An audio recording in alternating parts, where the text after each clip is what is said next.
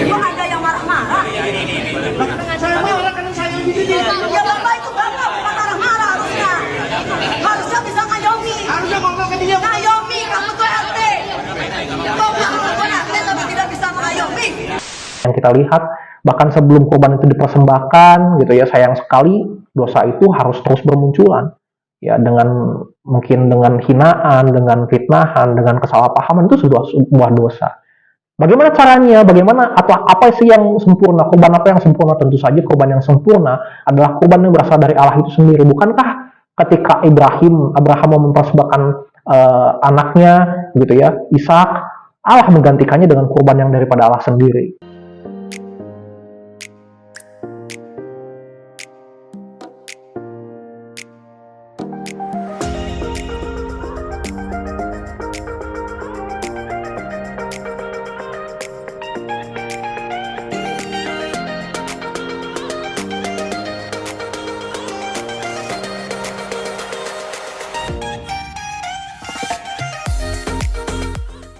Sobat Serumpun, kejadian yang akhir-akhir ini lagi viral di medsos ya, ketika seorang artis bernama Dewi Persik atau sering kita sebut DP mengalami konflik dengan seorang RT begitu.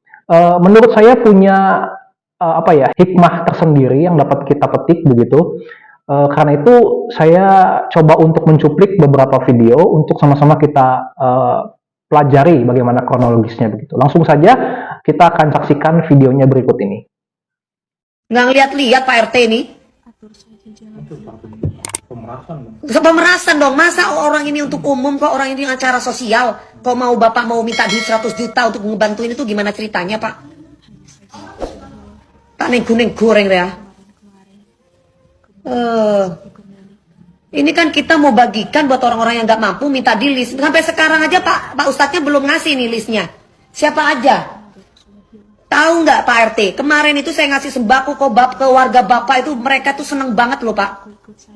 Happy, makasih ya Mbak Dewi.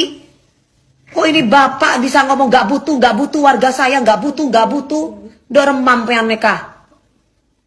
Mata asokor jadi orang. Saya bener mau ngasih sama Bapak, saya itu mau ngasih sama warganya Bapak, ngerti Pak? Kasih tuh sama Pak RT tuh, biar tahu tuh Pak RT tuh. Kalau ada apa-apa di rumah saya di sini, berarti ya Pak RT berarti dalangnya. Iya. Yang perihal sapi akan dilepaskan itu gimana tuh Pak ceritanya Pak? Oh, dia nanya, Pak kalau saya sampai malam apa besok saya lupa sore ya, dia nanya kan. Saya ini belum kamil, saya lepas. Karena beban saya dong, sapi segitu besar, seandainya diambil orang, siapa yang mau jaga? Sementara saya itu buka orang untuk menaruh korban itu hari Rabu, biar satu malam doang saya menjaga. Kasihan anak-anak harus jagain sapi yang belum jelas kan itu. Apalagi katanya cuma nitip tiba-tiba, yang nggak ada ongkosnya, nggak ada apa ya, maaf. Kita bicara komersial aja ya. Oke, di sini saya tidak bermaksud untuk membela ya atau menyudutkan satu pihak begitu ya. Tetapi memang di awalnya saya merasa sayang sekali begitu ya, karena di situ adalah momen ketika Idul Adha ya, ketika orang mempersembahkan, membawa daging kurban begitu ya untuk dibagi-bagikan ya. Tetapi sayangnya ketika itu belum saatnya atau belum kurban itu disembelih begitu ya, terjadi konflik dan menurut saya sayang sekali ya, karena mungkin saja itu menjadi sebuah akar dari dosa begitu ya, dan akhirnya terjadilah hal-hal yang tidak diinginkan gitu. Tapi saya bersyukur juga, kita patut bersyukur karena terakhir kabarnya mereka sudah berdamai gitu ya. Ada hikmah yang bisa kita ambil. Apakah itu? Saya membaginya di dalam beberapa hal. Pertama, benarlah bahwa sebelum kita berkurban, sebelum kita beribadah, atau sebelum kita bersedekah, itu sepatutnya kita membereskan masalah-masalah kita dulu, atau kita membereskan akar-akar pahit dalam hati kita itu dengan orang-orang yang punya masalah dengan kita, gitu ya. Supaya apa? Saya rasa ini penting supaya ketika kita berkurban, ketika kita beribadah, itu hati kita benar-benar ikhlas, gitu ya, benar-benar tulus kita tujukan hanya kepada Tuhan. Ini bisa kita bayangkan bagaimana kalau misalkan di momen Idul Adha kemarin, gitu ya, orang yang seharusnya mungkin beribadah ya, berkurban dengan hati yang ikhlas gitu ya, kemudian terjadi hal-hal yang tidak diinginkan gitu ya. Maaf, misalkan seperti yang terjadi pada Dewi Persik gitu. Pasti ketika dia ingin berkorban itu masih ada hal-hal yang mengganjal di dalam hatinya. Jadi penting sekali sebelum kita berkorban, sebelum kita beribadah, menurut saya sangat pas kalau kita bereskan masalah-masalah kita dengan orang-orang yang mungkin pernah kita sakiti atau yang bahkan menyakiti hati kita.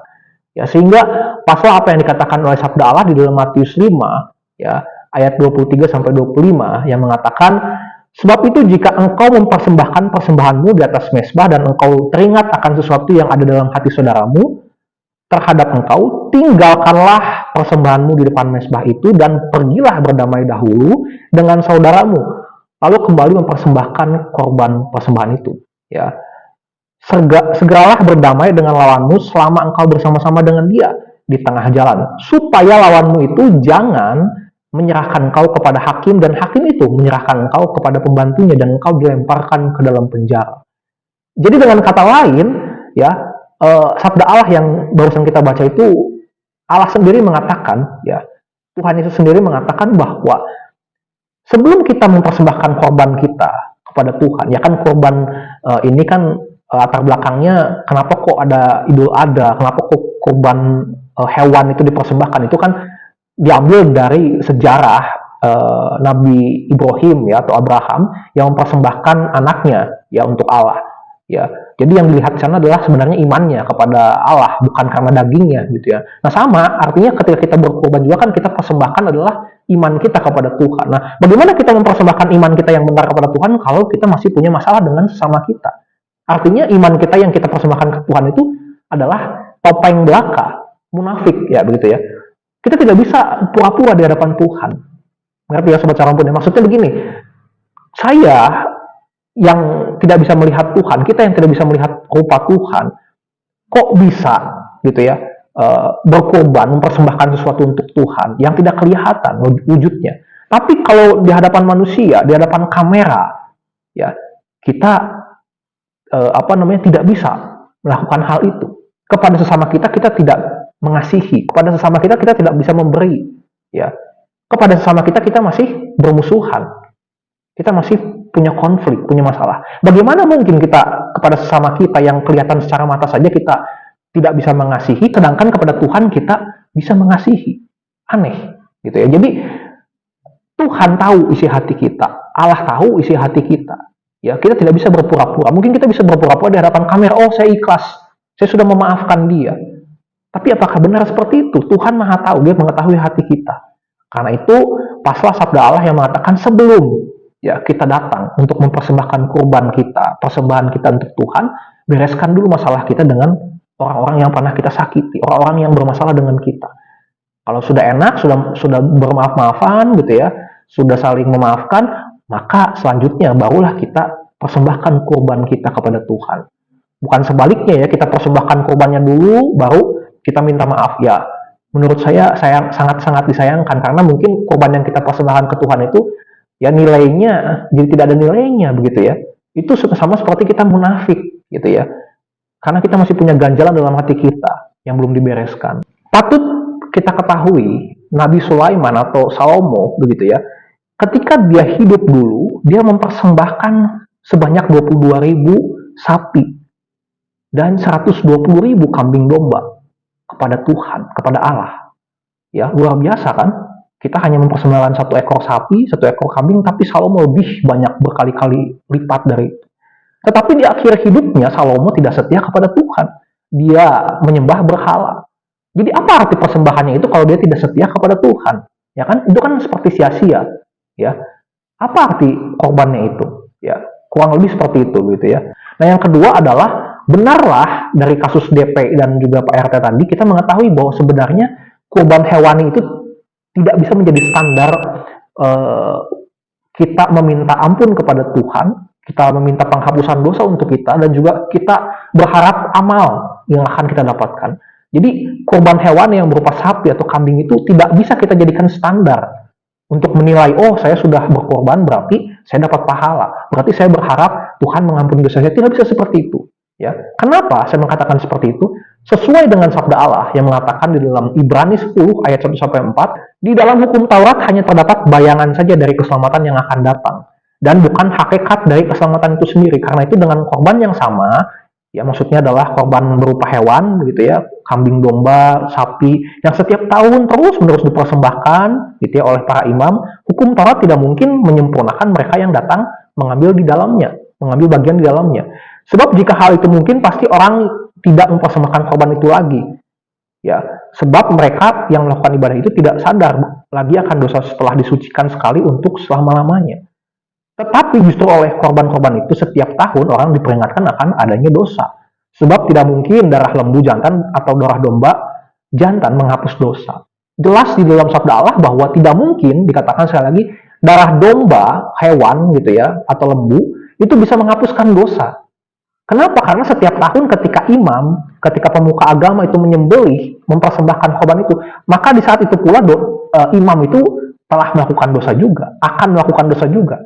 Bertahun-tahun seperti itu diulang-ulang terus, apakah bisa hewan itu menghapus dosanya atau ya katakanlah mengimbangi dosanya dengan amal perbuatannya? Jawabannya adalah tentu tidak. Bagaimana kita bisa mempersembahkan korban itu untuk Tuhan kalau sebelum kita berkorban saja kita sudah punya dosa? Ya. Contohnya ketika ya terjadi ribut-ribut, misalkan kita sudah fitnah orang duluan, kita sudah emosi duluan, berlebihan, kita sudah menjelek-jelekan orang duluan. Ya, itu hal yang dosa, gitu ya. Itu dilakukan bahkan sebelum kita berkorban, sebelum hewan itu disembelih.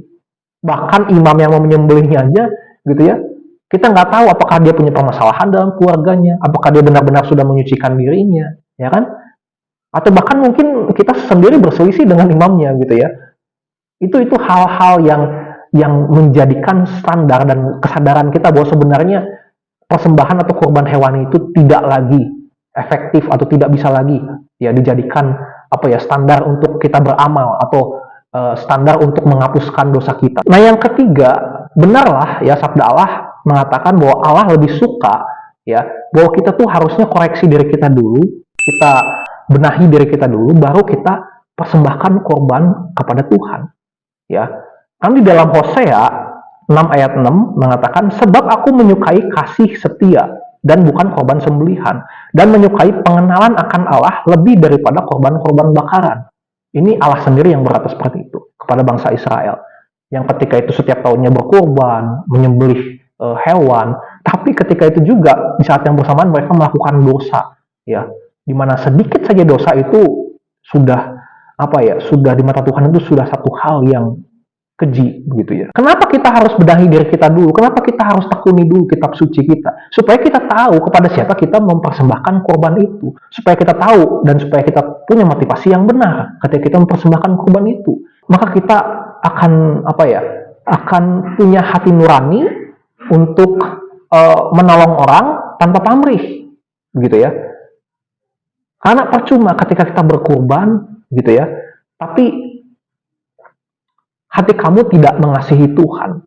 Hati kita tidak mengasihi Tuhan.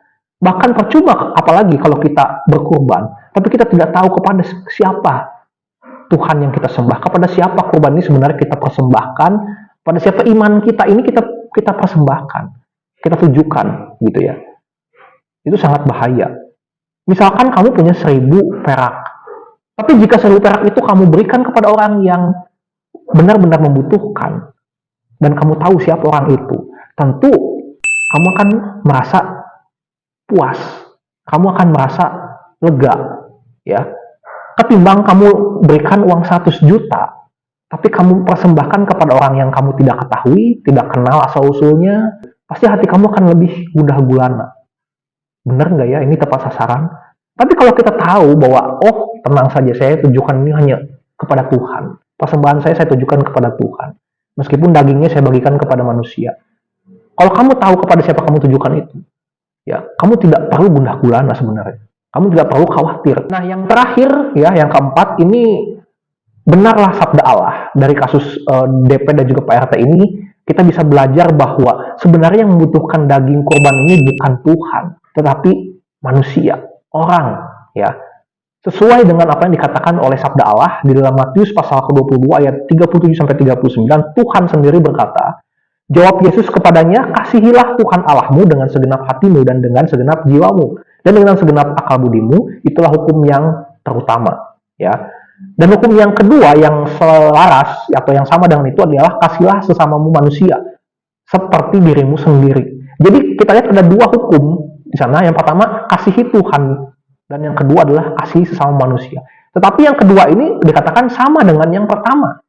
Jadi tidak bisa kita mengasihi Tuhan kalau kita tidak mengasihi sesama. Nah, jadi untuk Ibu Dewi Persik ya tetap semangat ya. Mungkin pengalaman yang kemarin menjadikan pelajaran ya, diambil hikmahnya. Tetap semangat ya, masih ada hari-hari ke depan yang bisa Ibu ubah gitu ya di tangan Ibu sendiri. Jadi jangan berlarut-larut ada di masalah ini, jadikan ini pelajaran gitu ya, terus berkarya dengan baik dan positif. Dan untuk Pak RT-nya juga kiranya ini jadi hikmah juga, jadikan pelajaran supaya Pak RT lebih bijak lagi, supaya lebih giat, lebih serius lagi di dalam tugas kenegaraan sebagai Pak RT begitu ya. Supaya lebih bijak, supaya lebih adil lagi, dan supaya jangan terulang lagi seperti ini. Mari saling bermaafan, mari kita saling introspeksi diri, terutama introspeksi mengenai apakah sebenarnya korban hewani ini akan terus efektif ketika dilanjutkan terus-menerus. Apakah korban hewani ini akan efektif untuk mengampuni dosa kita, mengampuni dosa manusia, ataukah memang ada hal lain, ya ada korban yang lain yang lebih sempurna. Nah, dalam hal ini saya sebagai umat Kristiani percaya bahwa korban hewani sudah tidak lagi efektif. Karena seperti yang kita tahu, seperti yang kita lihat, bahkan sebelum korban itu dipersembahkan gitu ya, sayang sekali dosa itu harus terus bermunculan. Ya, mungkin dengan hinaan, dengan fitnahan, dengan kesalahpahaman, itu sudah sebuah dosa. Bagaimana caranya? Bagaimana apa sih yang sempurna? Korban apa yang sempurna? Tentu saja korban yang sempurna adalah korban yang berasal dari Allah itu sendiri. Bukankah ketika Abraham mau mempersembahkan anaknya gitu ya, Ishak, Allah menggantikannya dengan korban yang daripada Allah sendiri. Ketika itu berupa kambing ya. Nah, ketika saat ini di zaman perjanjian baru, Allah sudah mempersembahkan yang lebih sempurna, yaitu anaknya Yesus Kristus yang turun dari surga yang tidak bercacat. Ya, jadi sehingga korban yang tidak bercacat yang sempurna itulah yang bisa menghapuskan semua dosa manusia, baik dosa saat ini maupun dosa yang akan datang, maupun dosa yang masa lalu, gitu ya. Itulah korban yang sempurna. Maukah kalian, baik yang beragama Kristen maupun agama Islam maupun yang lain, menerima Dia sebagai juru selamat dalam hidupmu? Itu tergantung dalam tangan kalian, ya. Terima kasih. Kiranya ini boleh menjadi pelajaran bagi setiap kita. Tetap semangat dan Tuhan memberkati.